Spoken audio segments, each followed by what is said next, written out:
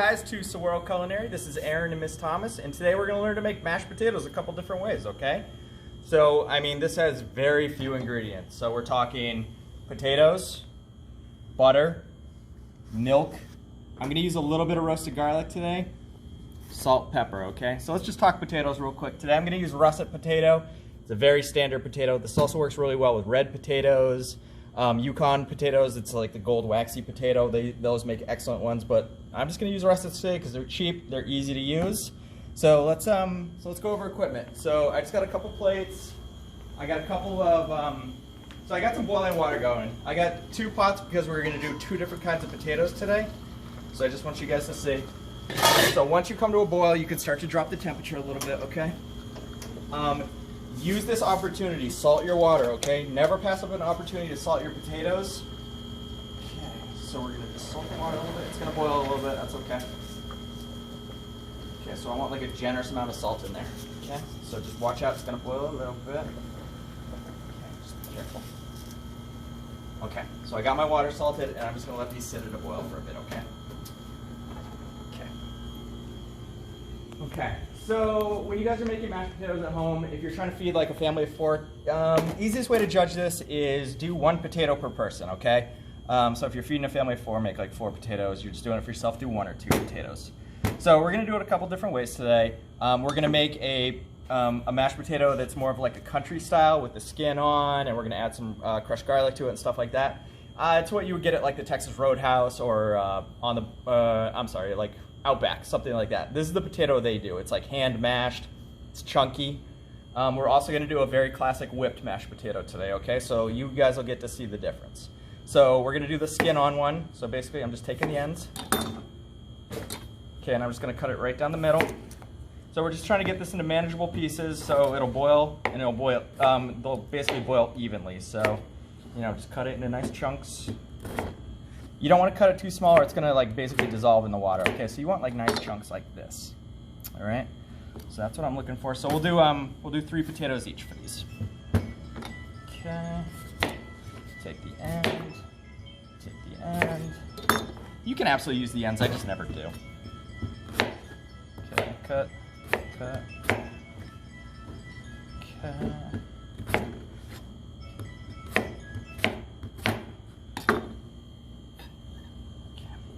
So you know what, let's do 2 potatoes each. Well, we'll do 3 for the other one. So we'll do these 2. Okay, so I'm gonna try to put them in the water at the same time. So now we're gonna peel some potatoes. These ones we don't want any skin on. So, you know, so this is your peeler at home. Be very careful, okay? When you're peeling anything, you always wanna peel away from you. And watch out, because when potatoes, they get peeled, they become really slippery, okay? So you can either do it over a garbage can like this. You can do it over a, you know, like a shopping bag, just knock the peels in there. So the easiest way to do it is just peel one side like this.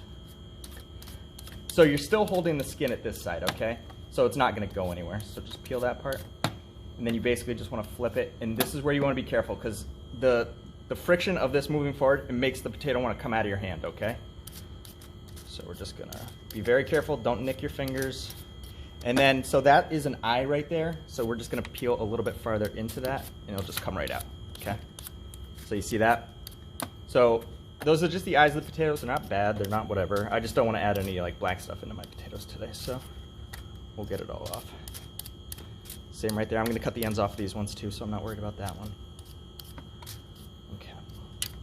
So easiest way to do it is peel all your potatoes, then chop all your potatoes. If you guys are doing this a little bit ahead of time, what you're gonna do is you're gonna peel your potatoes, you're gonna chop them, and then you're gonna submerge them in cold water and put them in your fridge. That'll stop them from oxidizing and turning black. You can also par cook your potatoes for maybe about 10-15 minutes, and that'll also help, okay? So you can absolutely prep potatoes ahead of time. Okay, so this one we wanna get all the skin off. This is more like, this is like a mashed potato you would do for like a roast. This is what the ones you see on like Thanksgiving. It's a really like light, fluffy mashed potato. So we'll do one more potato. Okay. And we're also gonna make some gravy today. So I'm gonna show you guys how to do that as well, okay?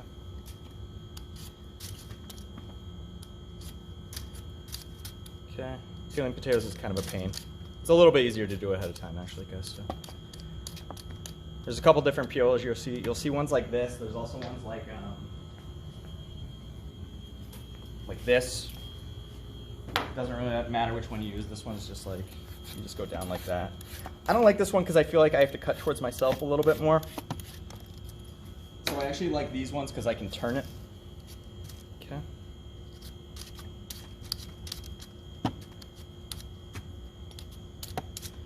Okay, so after we get these potatoes chopped, we're going to get them into the water. So the potatoes will take about 15 to 20 minutes to soften.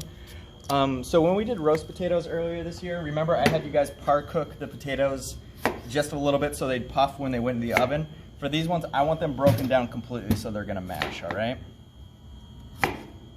And so these whipped ones we're going to do in the KitchenAid. If you have it at home, like the hand mixer, that's what you'd be using for these ones.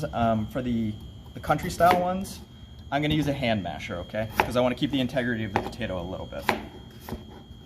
Okay, so we're just going to cut. Okay. Nice even chunks, guys.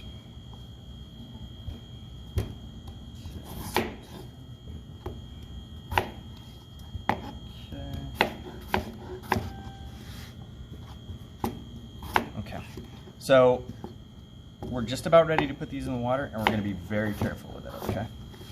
Remember, we're dealing with boiling hot water, so do it as safely as you possibly can, okay? I'll show you a way to do it. Okay, so our potatoes are chopped. Okay.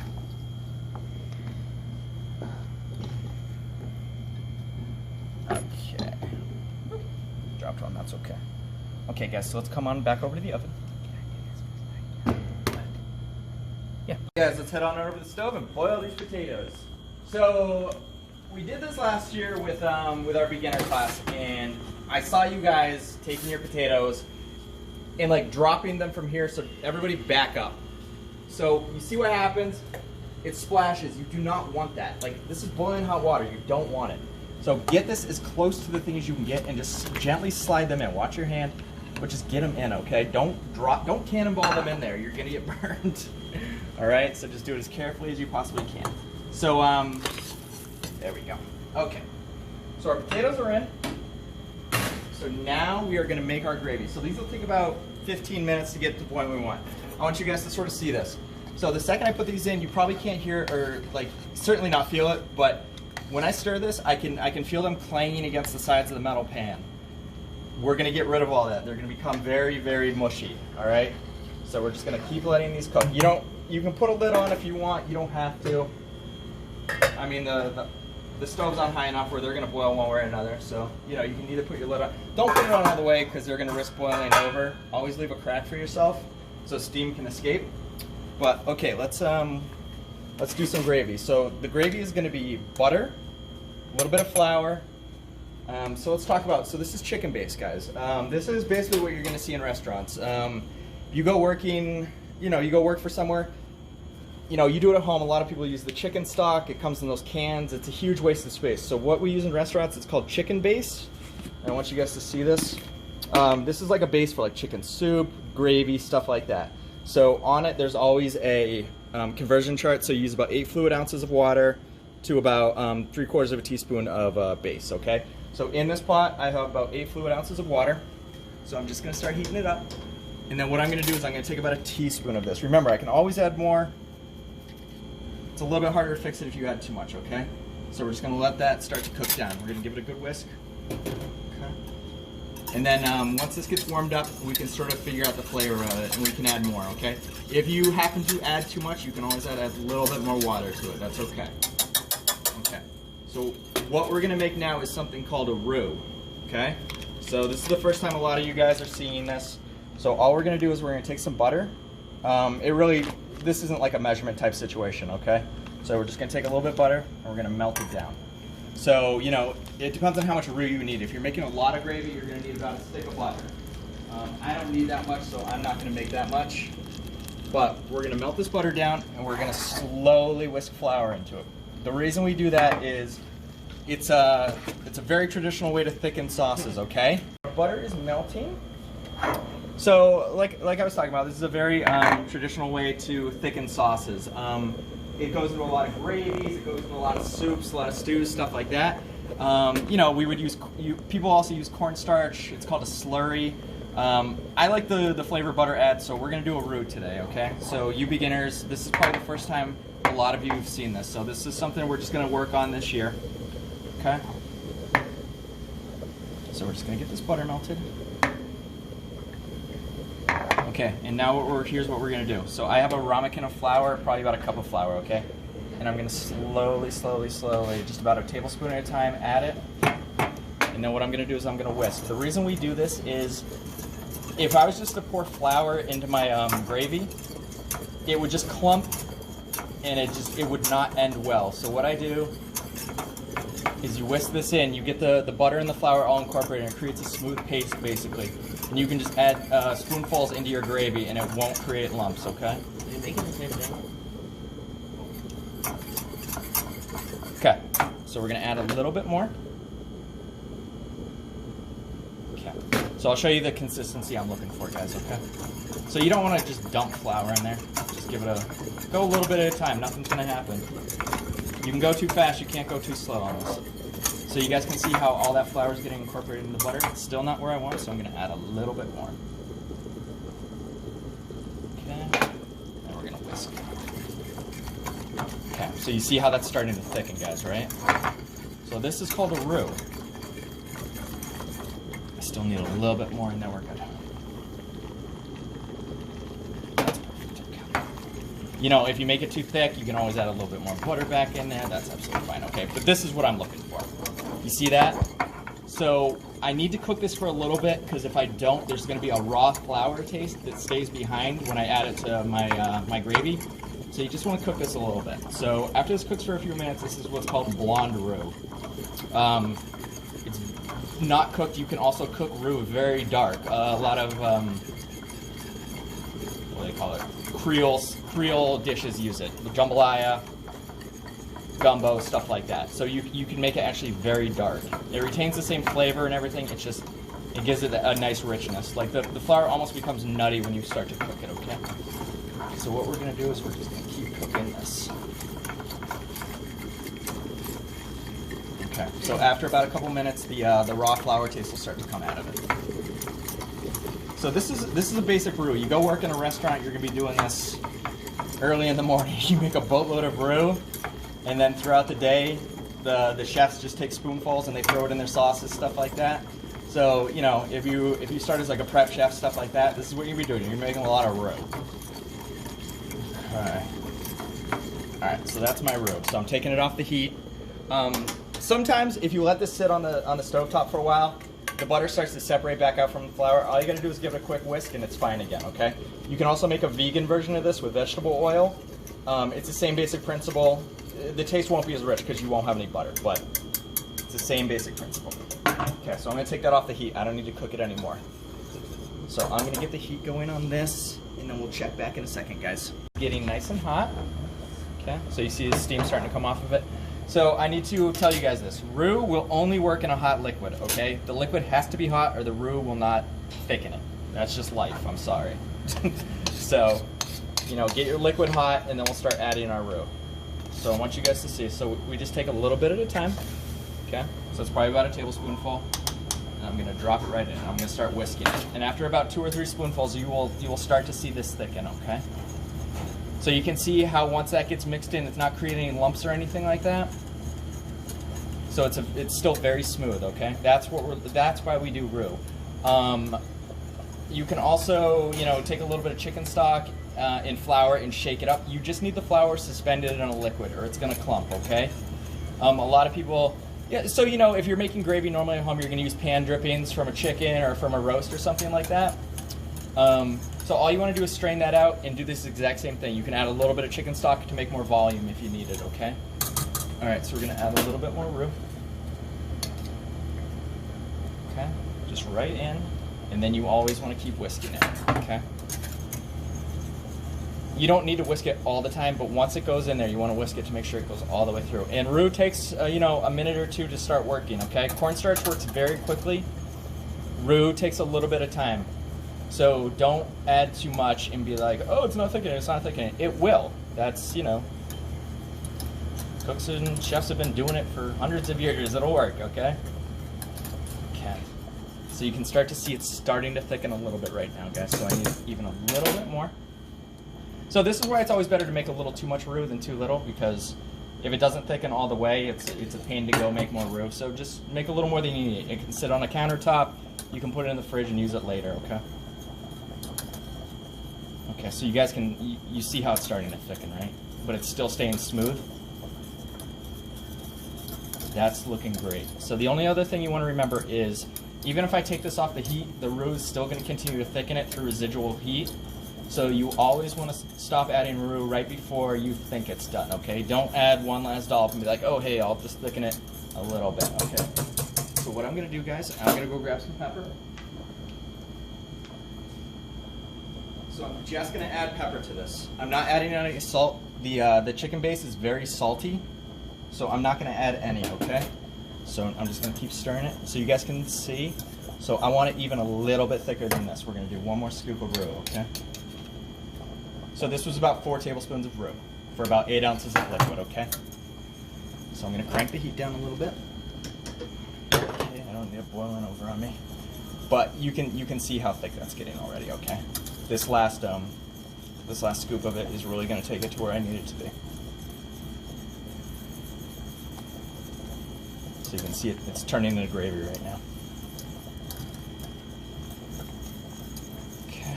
So let's take a peek. So the best way to do it is just lift up your whisk. So you can see how it drips instead of streams down. So that means I need a little bit more roux, okay? So I'm gonna finish this up basically. Do one more scoop. And then we're gonna see where we're at. If you do end up adding more roux and it's too thick, just throw a little bit of water or chicken stock, it'll cut it back down, okay? It'll get it down to the right consistency you need.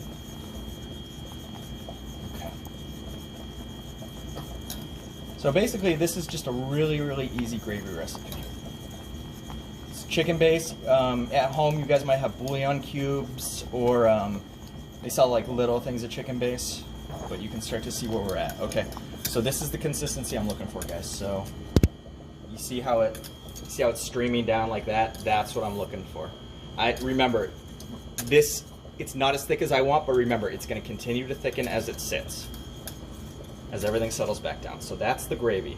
So we're gonna take a quick break, and when our potatoes are done, we're gonna make our potatoes. Hey guys, so I put these ones off for a little bit. I don't wanna be making them at the same time. So we're gonna do the country style first. So I just want you guys to see something. So take a fork, put it in, see how it breaks. That's what I'm looking for, okay? So these potatoes are done. If you stick a fork in and you can lift it up and it doesn't go anywhere, your potatoes are not done, give them another 5 minutes, all right? So, for these ones, I'm not gonna pour these in a strainer or whatever. We're gonna do this all in the same pan, okay? So the easiest way to do it, try to find a pan with a lid, okay? I'm gonna use hot pad holders. Please use these at home. So what we're gonna do is we're gonna come on over to the sink, okay? Remember, tell everybody hot pot coming through, hot pot, okay? My mom always yells at me. She's like, you're gonna get burned. And I'm like, no, I'm fine. Okay. So easiest thing to do is you take the lid like this and you just crack it. You want the water to be able to escape, but not the potatoes, okay? So remember, always pour away from yourself. So we just drain it, and you want to go pretty far. You want to get as much water as you possibly can out of here, okay? Watch for the steam. It's hot. So we're just going to pour all the water we can out. See if you can almost go as far as you can go without the potatoes falling out, okay? You can also just throw it into a colander, drain the water, throw it back into the pot, because what we want to do is we want to keep these potatoes pretty hot while we do this right now, okay? So let's come over here. Okay. So guys, this is one of the very few recipes that I'm going to tell you. You got to measure with your heart on this one. There's no actual measurement to this. You got to measure with your heart, okay? So I want a little bit of garlic in this. So I'm just going to mince up a little bit of garlic. Okay.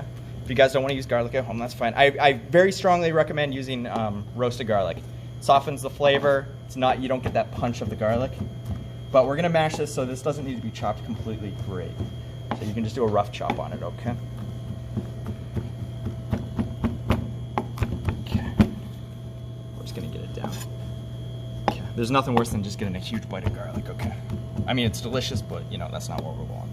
So what I'm gonna do is I'm just gonna get this garlic, put it right in the pan. Okay. Okay, and what I'm gonna do, so I guess if you needed an exact measurement, I'm gonna do about a tablespoon of butter in here, okay? So what I'm gonna do is nobody's ever gonna say, hey, these potatoes are too buttery, so feel free, you know, you can go a little more butter than you think you need, but, so what we're gonna do, and we're just gonna put the top back on and we're gonna let that melt a little bit, okay? I'm using softened butter. If you guys have cold butter at home, let it sit for a little bit, let that butter melt. Okay? All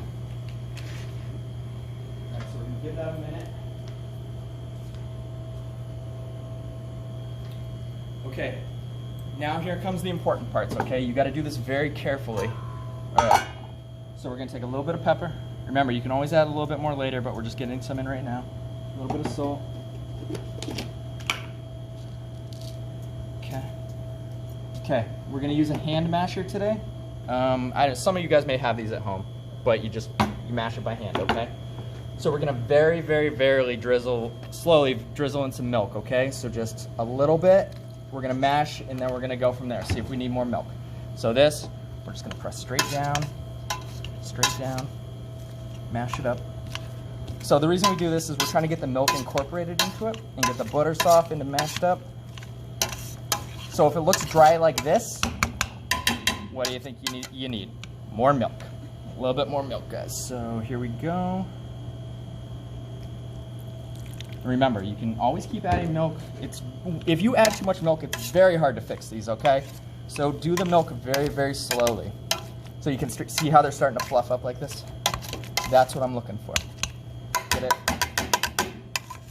mixed, get everything off the bottom, and then continue to mash. And so, you know, we did the skin on, and that's the point of it. So you can see the skin still on it.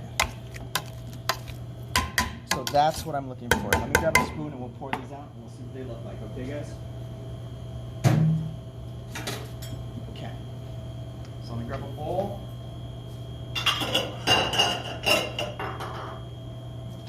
So see how easy mashed potatoes is? You can feed a ton of people. Everybody likes them. Okay. So like I said, these are the ones you'll see at like Outback Steakhouse, Texas Roadhouse. These are like country mashed potatoes, okay? So it's a little bit chunky. It's got the skin still in there. I got roasted garlic in there. So this is one way to do potatoes, okay? So we'll do the other ones in a second. Okay guys, so for our whipped potato, let's take a peek. So let's get a couple out. So I can already see them breaking down. These are perfect. Done. Okay. Turn the heat off. Same thing as before, but this time we're gonna dump them into a colander, okay? We're gonna do these ones in the KitchenAid. Okay. So here they go. Remember, pour away from yourself. Let the water come out first and let it go down, because if you start pouring the potatoes in there, they're gonna splash on you and you're gonna get burned and I'm gonna get yelled at. I don't want that. Okay, so we got our potatoes. Okay. So remember, just try to get all the water off you can, okay? Okay, get rid of these gloves. Okay, so these are gonna go right into my KitchenAid bowl, just like this.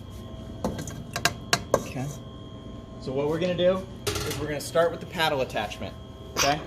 So what I wanna do is I wanna break these up, and then we're gonna use the whisk attachment to get, we're gonna add air into there. Make them fluffy. Okay, raise it. Start off really slow. Okay? As you start to go, you can crank it up a little bit. Remember, we just wanna get them broken. So you can actually skip this step and mash them down with your hand if you want. That's fine. So that's what I'm looking for. So I wanna do this kind of quickly. I don't wanna lose the heat, because that's what's gonna help me melt my butter. Okay, so at this point, guys, we're gonna pop on the whisk attachment. Remember, we use this for meringues, we use it for all this stuff. Today we're using it to incorporate a bunch of air, and we're gonna whip the butter and the flour all together, okay? So same as before, measure with your heart. Okay, a little bit of butter. I'm gonna do even a little bit more than that. Okay, we'll start with that, and then we'll see where we're at, okay? I'm gonna raise it. And then, so I'm not adding my milk yet. I'm gonna drizzle that in. I'm gonna hit it with a little bit of salt, a little bit of pepper right now, okay? Remember, like I said, you can always add more later, so just get a little bit in there for the flavor. So we're gonna turn it on, and we're gonna start to get that, so the butter hits the hot potato and it starts melting almost immediately, okay? So it's gonna be really beneficial to you guys have a silicone spoon ready because we're gonna have to scrape this down. Okay, so drop it. I'm gonna scrape it, and then we're gonna start adding our milk, okay? Get everything back to the center. Okay, same as before, guys. We're gonna add the milk very slowly. Just drizzle it. So the only difference between these ones and the country ones are I took the skins off and we're mashing them up a different way. Also, there's no garlic in here, okay? So now you can start to turn it on. And we're gonna let this go for about a minute or two, and you'll start to see the volume increase. That's what's gonna give you a really light, fluffy potato, all right? So this is the exact same principle. If you have the hand mixer at home, use that. Okay, so we're gonna give it a quick scrape down, get everything back to the center, and then we're gonna let this go. And we'll mention one other thing, and then we'll get these out and see how it turned out. Okay. Raise it back up. It smells like mashed potatoes. Okay, we're gonna let these go. Okay, guys, there might come a point in the year where you might have to do a catering. So if you guys ever go work in a kitchen, you're gonna see this. This is a giant KitchenAid, okay? This is for doing pounds and pounds of potatoes, pancake mix, stuff like that. So, you know, if we don't get to it this year, we'll definitely use this thing next year, okay, guys? So let's go check our potatoes. Okay, you see those. You see how creamy they are? That's what we're looking for. We're gonna drop this. Okay, we're gonna get that out. Make sure you shake everything off. Okay. All right, let's go dump these out into a bowl, and we will see. So you can see how fluffy these are compared to the other ones. Like, you see that? Okay. All right, guys, let's do it over here. I want you to see them side by side. So the different potatoes. These are basically Snow White potatoes. Okay. This is a really this is a classic mashed potato recipe. I actually like the country style better. Miss Thomas likes these better. So you know everybody's got their own favorite. Okay, guys. So what I'm gonna do is I'm gonna put the gravy in a bowl and we're gonna put it all side by side and you can see everything. All right. So I want you guys to see this. So this has been sitting on the stovetop. And you can see how thick that gravy is now, okay? You guys see how much that thickened up? That's what you're looking for gravy. So honestly, this takes no time. This, you know, I probably eat mashed potatoes 4 or 5 times a week, honestly. Love them. Okay, so country style mashed potatoes, classic whipped mashed potatoes, and there's our chicken gravy. Okay, guys, thanks for tuning in. I hope you learned something, enjoyed it, and we'll see you next time, all right?